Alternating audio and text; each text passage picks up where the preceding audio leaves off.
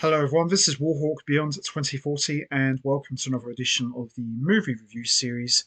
And today I'm going to be talking about the latest installment for the DCEU, The Flash, which came out this year in 2023.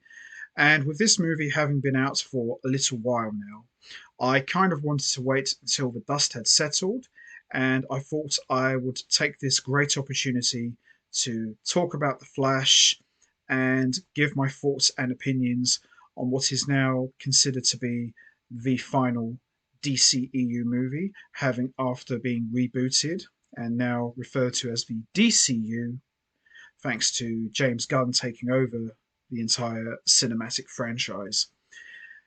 Anyone who has followed my channel for a number of years, The Flash is one of my all-time favorite DC heroes, and you know, anybody who knows me very well, I've been wanting to see a Flash cinematic movie for what seems like forever. And, it's something that I've always wanted to see, but it just never ever happened. Of course, we've had the CW TV series, which for the most part was very good, but towards the end, it kind of started to go off the cliff. But overall, it was a pretty good show. I enjoyed it a lot, and it was my favorite show of the entire Arrowverse. But deep down, I always wanted and hoped that The Flash would get his own solo movie on the big screen. Now, I've gone on record many times to say that I don't like Ezra Miller. I just want to make that very clear. Just want to put that out there.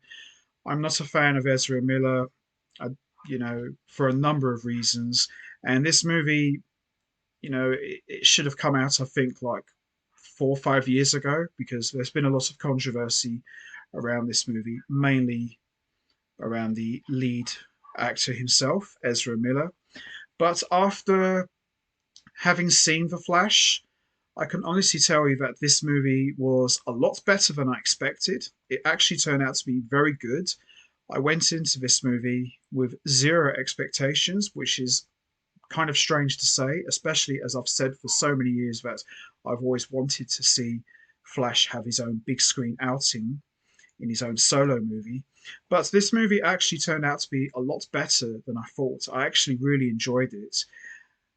But, however, there were issues, which is always seems to be the case with these DCEU movies. You never really get the perfect movie. There's always an issue. But then again, it wouldn't be a DCEU movie without some issues or some problems. And, with the DCEU movies, in terms of the issues, there's always things like questionable choices or suspect writing that would make either your eyebrow raise or, just make you scream in frustration. There's always something. So with The Flash, yes, there were issues, but it wasn't all bad. There's some good points to this movie as well.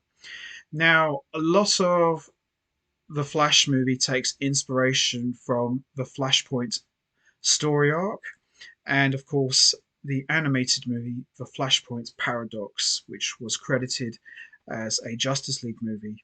Highly recommend you check out the review that me and Rex the Boss 11 did for the Flashpoint Paradox, and you'll get to hear both of our thoughts and opinions on that animated movie. So when they announced that the Flash movie was going to take inspiration from the Flashpoint story arc and it was going to be used as a way to reboot the entire cinematic universe, which would lead straight into the DCU, which has been taken over by James Gunn. I was very skeptical about this idea because, first of all, we have barely got this Flash established as a character, and also we haven't really got this cinematic universe off the ground. A lot of it has been all over the place. Some of it has been disjointed, and the continuity hasn't fully synced up. So, it didn't really make a lot of sense to me. But I guess with the success and failures of the DCEU, it's understandable why they would want to reboot the entire franchise from scratch and start fresh. So I appreciate that. Now, I had issues with the way Ezra Miller's Barry Allen was written. I have already said that I'm not a fan of Ezra Miller. I wouldn't have picked him to play the Flash. I have still gone on record and still stand by this that Grant Gustin should have got his own solo movie because he's more than earned it. And, with Ezra Miller's Barry Allen, he was written as very goofy and very stupid. Now, obviously, anybody who's read the Flash comics or has seen him in various forms of media, the Flash has a sense of humor, but at the same time, when push comes to shove, he gets his serious head on, and he's very intelligent. He's, in my opinion anyway, the second smartest hero after Batman. He's a police scientist. He has a forensic background. He knows all about scientific technology and different chemicals. He's a very smart guy. But with Barry Allen in this movie, he just came across as not very bright. And as I was watching the movie, I often got the impression, and I have said this before, even in some of the reviews that me and Rex Boss 11 have done, I have always got the impression that the DCEU Flash hasn't been a hero for that long. I think Barry Allen in this universe, I think he's been the Flash for maybe 4 or 5 months or 6 months at the most because he just didn't seem like he knew what he was doing. Whereas Grant Gustin's Flash, he was a veteran, fully established. Bear in mind that, we had to watch him grow from getting struck by lightning to becoming the fastest man alive that we all know and love. And that was what made the CW show so good because we were with Barry every step of the way as he was trying to get faster and faster until eventually he became the man that we know. With this Flash, I didn't really get that. I just felt that he just didn't know what he was doing and he relied very heavily on Batman's help to get anything done. And I wasn't a fan of that. And he just came across as really silly. Now, in this movie, we got a cameo from Ben Affleck's Batman. And for the first 8 to 10 minutes, he was featured in this movie. Great to see him. And we got to see his Batman chasing after a group of thugs with the Flash helping him out as well. We got a cameo from Jeremy Irons as Alfred. Great to see him as well. And there was a scene in this movie where the Flash had to save a falling building, which was a hospital full of nurses with little babies. That really got me on the edge of my seat because, Barry was just being very clumsy and things like that. And that's not really something I'd want to see from the Flash. If he's trying to save little kids, he should think automatically, right, save the nurses, save the babies. He just seemed really confused. He just like, oh, what do I do? That's not really something I want to see with the Flash, but it was still a great scene. But at the same time, I'm sitting there in the cinema. Oh, I hope he doesn't drop the babies, So it was quite a good scene, but at the same time, very nerve wracking because you never know, these things can go wrong.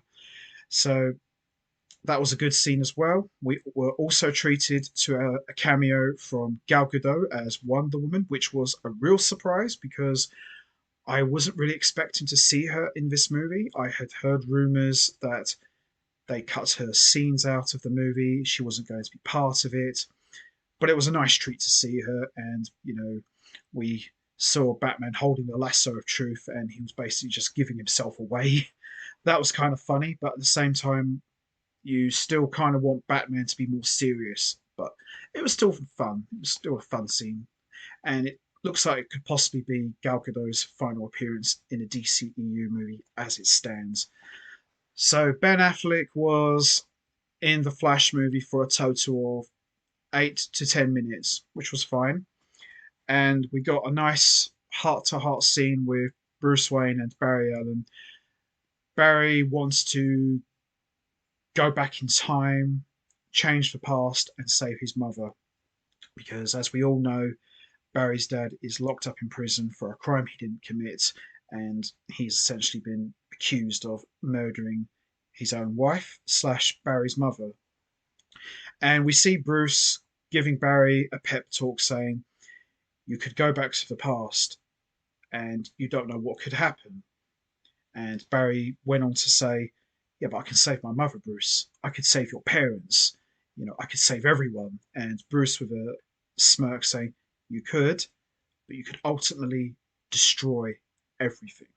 So, good pep talk from Bruce. And that was the final time we would see Ben Affleck as Bruce Wayne, in this movie, essentially in the DCEU.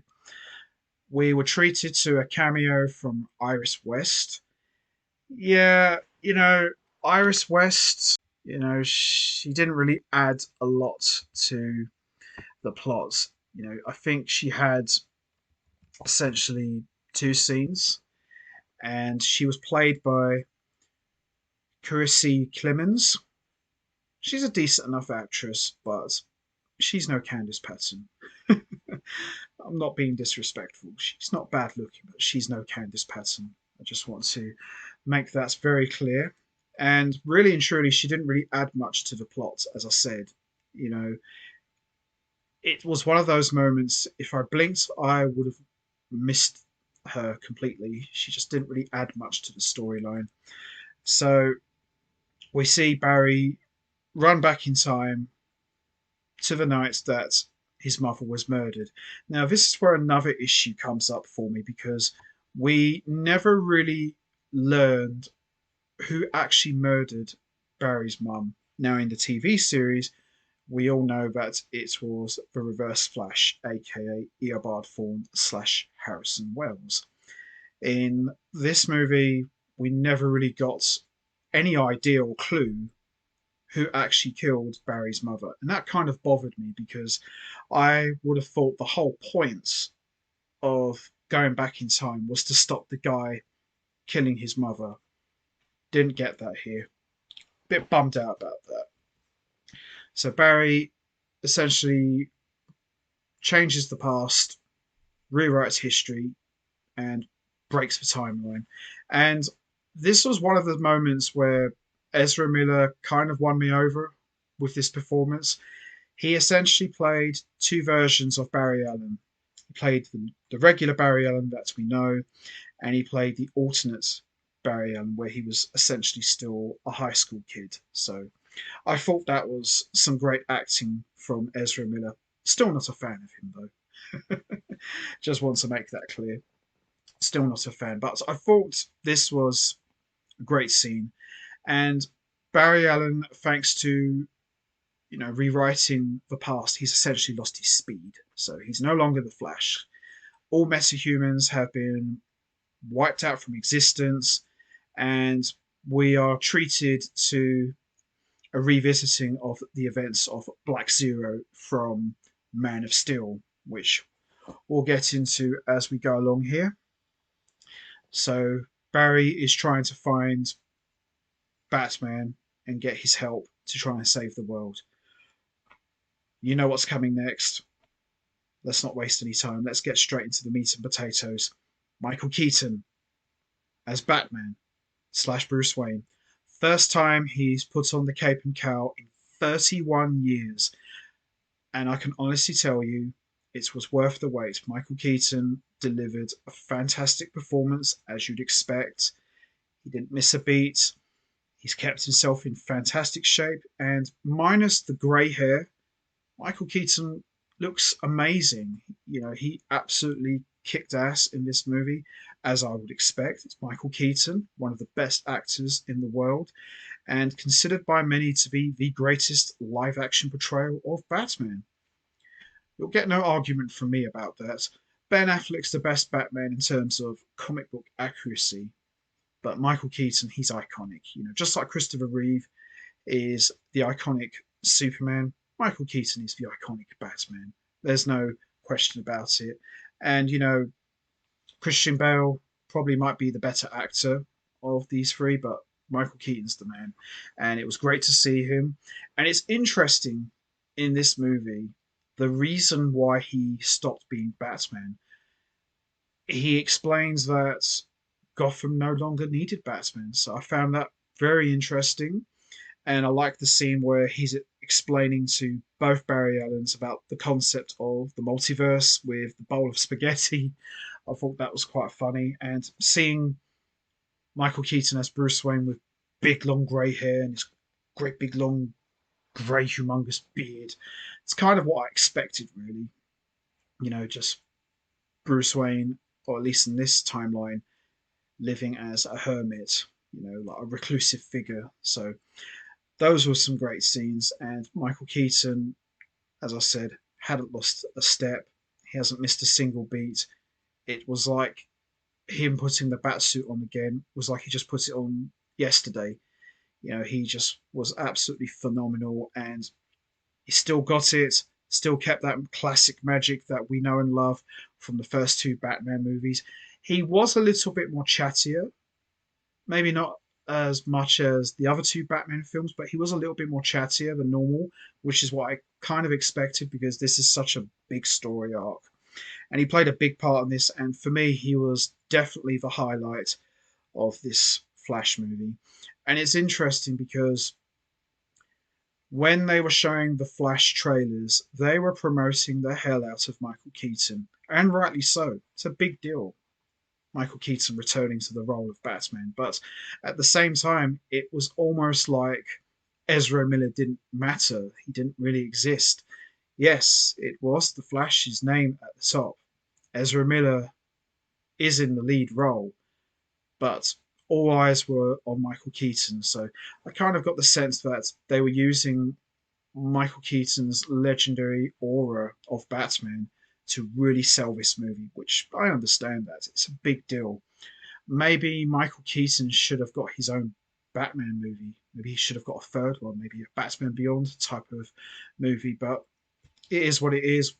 We didn't get it, but what we did get here with him was a performance for the ages. He was absolutely fantastic, and seeing Michael Keaton in the classic bat suit with the Danny Elfman theme playing, oh, got chills, got absolute chills. Now, Sasha Cali as Supergirl, an interesting choice because Supergirl, prior to the Flash movie, hadn't really been introduced in the DCEU. So it's a bit weird that they would introduce Superman's iconic cousin in what is now essentially the final DCEU movie. Maybe they should have used her in earlier movies to kind of establish her so when we did get to see Supergirl in this movie, we kind of know who she is and what she's all about. Maybe they should have used her in maybe a second Superman movie if Henry Cavill had got another one. Maybe they should have done that. But Sasha Cali, didn't really know a lot about her, pretty unknown to me. Had zero expectations going in because for me, in terms of recent portrayals, Melissa Benoist from the Supergirl TV series has left a huge mark on me as the definitive depiction of Supergirl. Helen Slater is the iconic Supergirl. The less said about her movie, the better. But I look at Melissa Benoist as the definitive Supergirl. So I didn't really know what to expect with Sasha Cali, but after watching the movie, Sasha Cali did an excellent job as Supergirl. She looked great. She really gave an emotional performance, even though her role was not as big as Michael Keaton's Batman's, but just having her there, did add quite a bit to the story. And I thought she did a really good job. And she's definitely someone I like to see come back and maybe give her own solo movie so we can explore her origins a bit more deeply because I think she was really good in this movie and she looked really good. I loved her costume. Would have liked to have seen more of, the iconic costume with the long red skirt and the boots, but I liked her costume. It was kind of like Henry Cavill's Superman suit. It was more like a dark blue bodysuit and she had like short cropped hair, but she looked the part, and I thought she did a really good job. And her story, kind of similar to Flashpoint, Supergirl lands on Earth, is taken in by the government, and they just do like crazy experiments on her, so she hasn't got any powers. So we see both Flashes and Batman 89 rescue Supergirl and, escape from the government. So I thought that was a really good scene. I really enjoyed that a lot. And seeing Supergirl standing in the yellow sun, getting her powers back, I thought that was really good.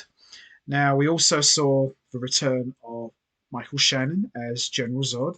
He wasn't essentially the main villain in this movie. He was kind of there because, Barry's broke the timeline. Michael Shannon's Zod a lot more laid back and a lot more quieter and calmer than how he was in Man of Steel, because his performance and portrayal of General Zod in Man of Steel, he was just like intensity 100 max. He was just like a ticking time bomb just waiting to go off. But here in The Flash, he was a lot more quieter and a man on a mission. His mission hadn't changed that much. Build a new Krypton. They kept that. So when he kills Supergirl, extracts the codex from Kara's DNA, Al Barry goes back in time and tries to, essentially stop Supergirl from getting murdered. And he just keeps doing that all the time until eventually the whole timeline just completely collapses on itself. Batman 89 sacrifices himself and dies, which I was a little bit bummed out. I would have liked to have seen him live. I would have liked to have seen Jeffrey Dean Morgan as Thomas Wayne in this movie, because he was in Batman v Superman very briefly during the prologue. I really felt we should have got him in this because Thomas Wayne Batman was a huge part of the Flashpoint story arc, and maybe Michael Keaton's Batman should have been Thomas Wayne, but what can you do, really? So, as a result of Barry shattering the multiverse and the timeline, we were treated to a number of different Earths. We saw Adam West Batman in the 66 world. We saw Superman 78 with a Christopher Reeve CGI model and a Supergirl Helen Slater CGI model. George Reeves Superman we saw CGI'd in as well. Nicolas Cage as Superman, because we all remember that he was supposed to play Superman in the Tim Burton movie Superman Lives. So that was cool to see, Nicolas Cage CGI'd in the movie taking on these giant robotic spiders, which I think were Brainiac's creations or something. So that was kind of a really cool surprise. And we were treated to an appearance from Dark Flash, so like essentially a darker version of Barry Allen. He was the one who was revealed to have caused all of these things and, murdering Barry's mum, kind of. Yeah, I didn't like that. I would have preferred if the darker version of Barry Allen turned out to be Eobard form. We should have got Reverse Flash in this movie. He should have been the main villain. He should have been the one revealed as the one who murdered, you know, Barry's mum. But we didn't get that. And yeah, I mean, it's just crazy. Like we see alternates Barry Allen die as well, and the whole multiverse just collapsing on itself. It was just nuts. It really, really was. And the whole timeline gets rebooted. Barry gets to see his mother one final time, which I thought was a very touching scene. I thought that was really good. And we're back in the present. Barry Allen's dad is cleared of all charges thanks to some footage from Bruce Wayne, showing that Barry's dad was nowhere near the crime scene where Nora Allen was murdered. And then we get to the ending. Barry goes to meet Bruce Wayne outside. It isn't Michael Keaton. It certainly isn't Ben Affleck. It was George freaking Clooney.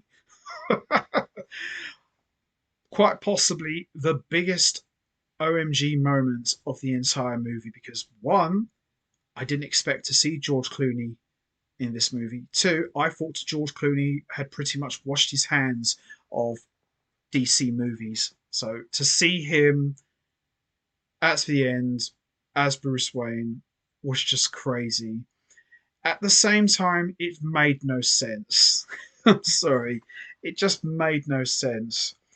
If Michael Keaton's Bruce Wayne was there, it kind of would have made a little bit of sense. Or even Ben Affleck for that matter. But George Clooney, yeah, it was just weird. It was just absolutely weird to see that.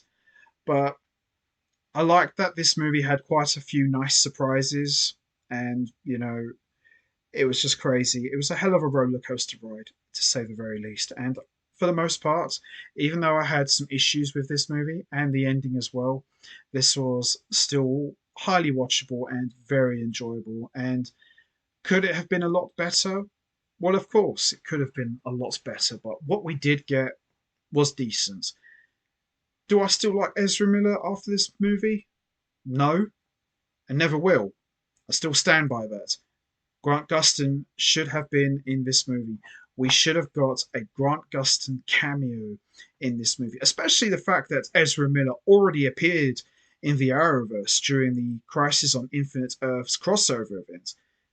I just thought, okay, so Barry's going to go back in time, and that's where they'll tie it to that scene where he meets Grant Gustin's Barry. That's what I thought was going to happen.